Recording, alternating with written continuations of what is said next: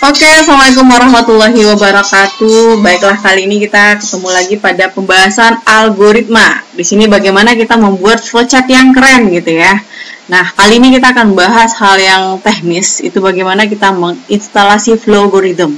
Nah, bagi yang baru pertama kali dengar apa itu flowgorithm, ya tetap ikuti ya dengan salam semangat belajar selalu ya. Nah, bagi yang sudah familiar dalam membuat flowchart, mungkin sudah berselancar pada beberapa aplikasi untuk membuat flowchart yang bagus gitu ya.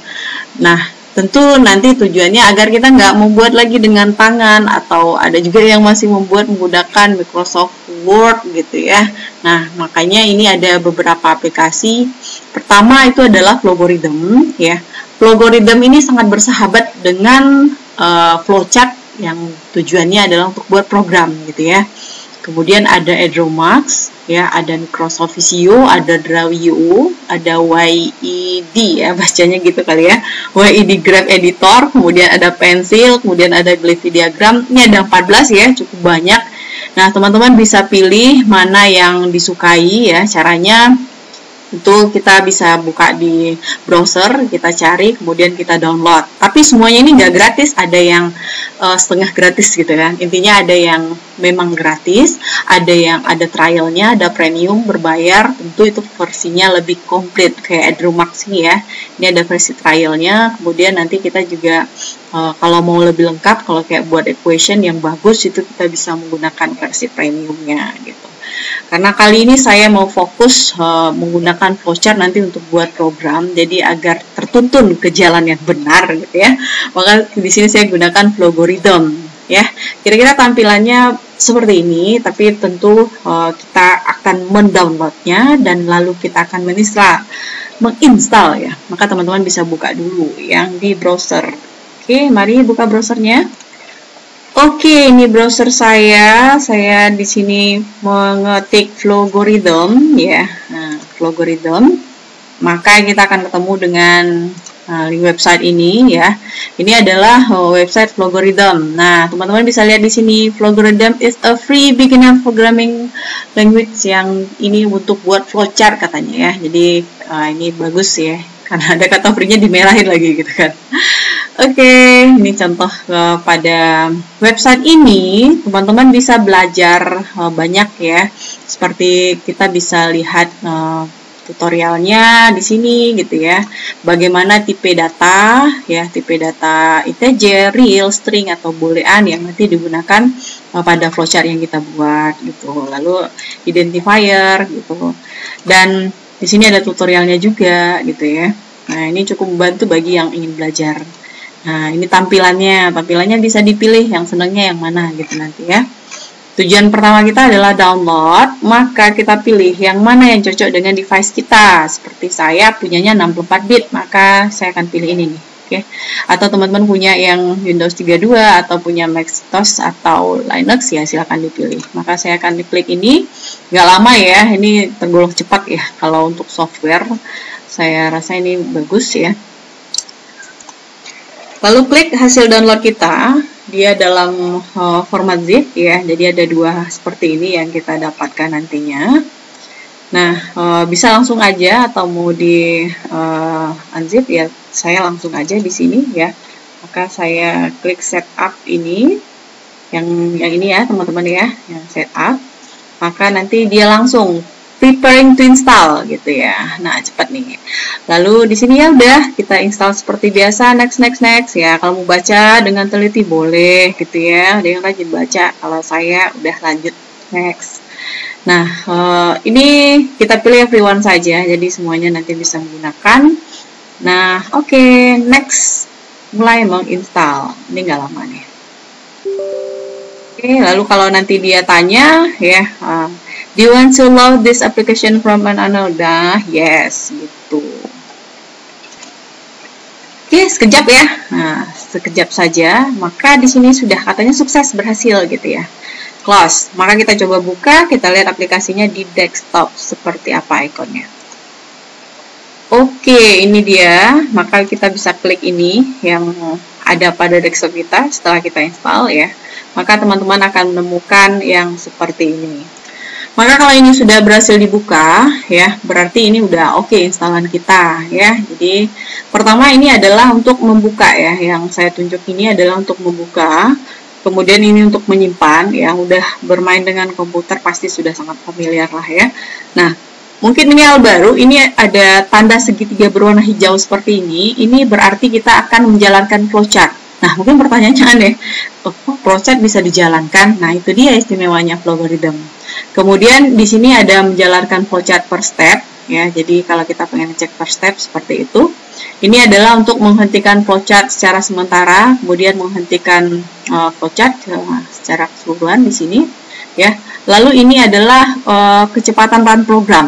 Ya, kita bisa cek nanti di sini, ya, bagaimana kecepatan runnya. Itu kalau kita udah buat flowchartnya, ya, kita bisa lihat kecepatan run program. Kemudian ini di sini ya menu seperti biasa, ya. Kalau kita pengen zoom in, kita pengen zoom out, nah inilah dia menunya. Kemudian ini adalah chart style, ya, mau tipe nanti tipe chartnya seperti apa gitu kan. Kemudian kita juga bisa pilih layoutnya, ya. Ini adalah layout Windowsnya gitu, ya. Bisa diklik lalu dipilih seperti apa nantinya. Kemudian di bagian ini, ya, kita juga bisa adanya variable watch window yang ada di sini, ya. Kemudian pada bagian ini adalah bagian konsol, ya. Nanti seiring berjalan kita menggunakan aplikasi ini, tentu teman-teman akan lebih paham seperti itu. Oke, pada menu di atas, ya, nanti ada submenunya juga. Seperti biasa kalau kita punya file itu ada new, open, dan sebagainya gitu, ya. Nah, ini bisa teman-teman lihat, ya, setelah aplikasinya terinstall dengan baik gitu. Oke, kita mungkin akan cobakan secara sederhana, ya, untuk penulisan pembuatan flowchartnya. Sebelum ke program, mari saya perlihatkan aksesoris dari Flowgorithm ini, ya. Jadi nanti kalau kita pengen mempercantik gitu, ya, kita ingin mempercantik dari flowchart yang kita buat, kita bisa pilih di sini, ya. Mau pilih yang mana? Misalnya kita pilih gray and white, keluarnya seperti ini, atau kita black and white, kemudian blueprint, ya terserah yang bagus yang mana gitu, ya. Kalau saya suka yang pastel seperti ini, gitu. Ya, jadi banyak pilihan yang tersedia. Nah, kemudian kita juga dituntun di sini kita menggunakan style seperti apa gitu, ya. Nah, ini chart style editor pada appearance-nya, ya, ini input gitu, ya. Kemudian ini deklarasi kita, ya. Nah, kita bisa pilih, ya.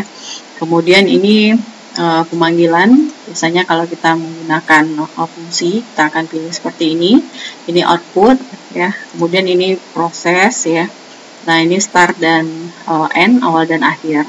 Kemudian ini kondisi, mulai, ya. Jadi seperti ini.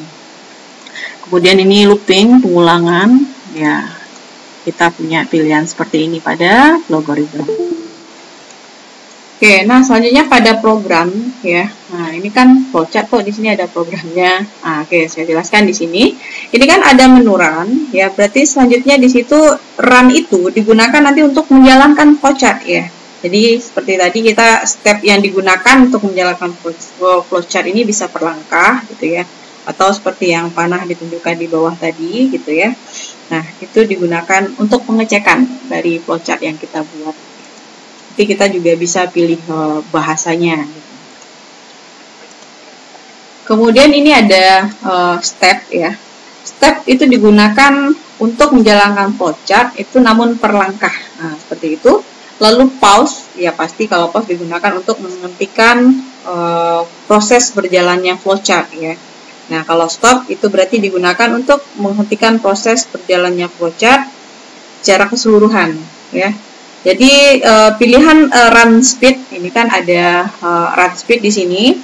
Yang digunakan di sini adalah untuk memilih kecepatan dari proses berjalannya flowchart gitu, ya. Kita bisa milih kecepatannya di sini fast kah, medium kah, atau slow gitu, ya. Jadi itu bisa kita pilih gitu. Kemudian di sana ada juga add function, ya. Add function di sini berarti nanti kita punya fungsi yang akan bisa kita tambahkan ke flowchart yang kita buat gitu. Jadi juga ada function manager di sini. Tinggal dipilih sesuai dengan kebutuhan kita. Seperti itu, ya. Lalu untuk function manager itu sendiri digunakan untuk membuat, ya, mengubah maupun menghapus fungsi yang digunakan. Oke. Jadi kalau seandainya kita memilih menu tersebut, ya, maka kalau kita klik, ya, maka akan keluar seperti ini, ya. Jadi selanjutnya kita bisa lakukan apa yang ingin kita lakukan, mengubahkah gitu ya, atau ada yang kita hapus pada fungsi yang kita buat, seperti itu. Oke, lalu ada menu tools, ya. Pada posisi tools di sini kita punya beberapa menu, ya, ada copy image dan sebagainya gitu ya. Tentu sesuai dengan copy image, ya, sesuai dengan yang kita inginkan. Kita ingin mengekspor dia ke gambar atau bagaimana gitu ya. Kita klik export, maka flowchart kita ini nanti akan dikeluarkan dalam bentuk gambar. Nanti saya coba contohkan, ya. Lalu bagaimana kita memulai membuat flowchart dengan Flowgorithm? Maka langkahnya ada kita mengklik pada tanda panah ini. Apa yang akan kita letakkan di antara ini, ya? Sebagai contoh sederhana saja dulu, ya. Saya mau di antara ini itu ada tulisan Hello World gitu ya. Yang tulisan sederhana yang selalu ada, ya, kalau kita nulis program. Nah, itu Hello World-nya itu selalu kelihatan gitu kan. Oleh karena itu, klik dulu di sini, maka pilih simbolnya kan ini, ya, nah, output gitu. Lalu untuk mengedit apa yang ingin kita masukkan, klik 2 kali, klik gitu. Maka tulis di sini. Maka ditulis di sini adalah Hello World. Hello World. Seperti itu, ya. Jadi oke, maka dia akan kelihatan di sini. Begitu. Oke, sudah keluar seperti ini flowchart yang kita buat gitu ya. Nanti kita akan coba lihat lebih detail bagaimana penyimpanan dan sebagainya, ya. Secara singkat mungkin saya bisa perlihatkan kalau kita run, ya, atau pada shortcut viewer ini, ya kan, ini kan banyak pilihan, ya. Kita mau pilih dengan bahasa yang mana, misalnya kalau MATLAB gitu ya, atau karena kita belajar misal Python atau Pascal, kita klik, oh berarti code di Pascal seperti ini gitu ya. Lalu kita pakai Python, nah ini code Python seperti ini gitu. Ya, bagus ya dan menarik saya rasa. Ini sangat membantu gitu bagi pemula. Nah, kalau kita klik run, ya, klik run, kan kita harapkan keluarannya Hello World. Benar ini, udah keluar Hello World, berarti flowchart kita ini udah benar gitu. Oke, kita lanjutkan nanti pada pembahasan lebih detail tentang Flowgorithm. Semoga bermanfaat dari install sampai gimana menulis atau membuat flowchart perdana kita. Sekian dulu. Assalamualaikum warahmatullahi wabarakatuh.